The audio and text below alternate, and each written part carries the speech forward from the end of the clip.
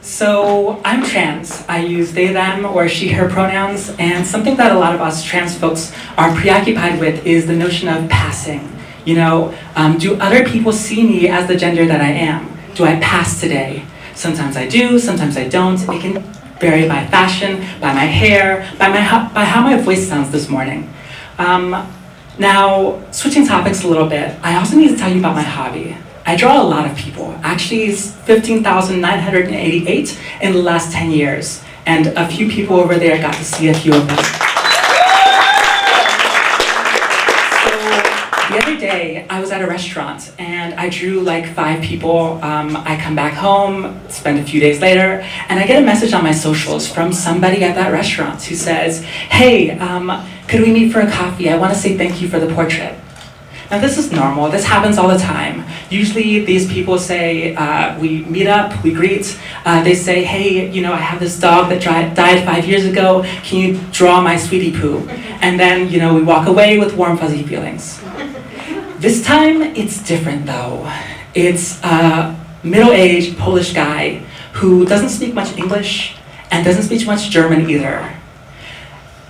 At first, he explains that he's having a hard time adapting to life in Germany, and I can get with that. That's something that a lot of us foreigners and expats experience. And then he says, it was especially hard since he came during the pandemic and he was working at a hospital. And initially I'm thinking, that could be really, really tough, really stressful.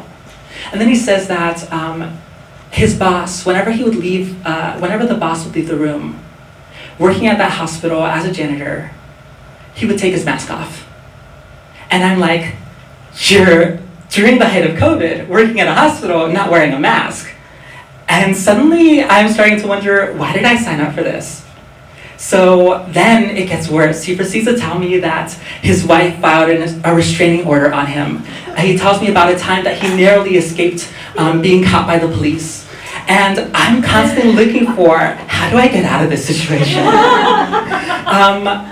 Luckily a friend gives me a call and she's had an accident, she's had an injury, and so I have the perfect out to be able to say, hey, I gotta go. It's, an emergency for a friend. And then I'm looking, constantly trying to get the waiter's attention for the bill. And this guy then says, no, you don't pay the bill. In Poland, the man pays the bill. And I'm like, shit, I passed.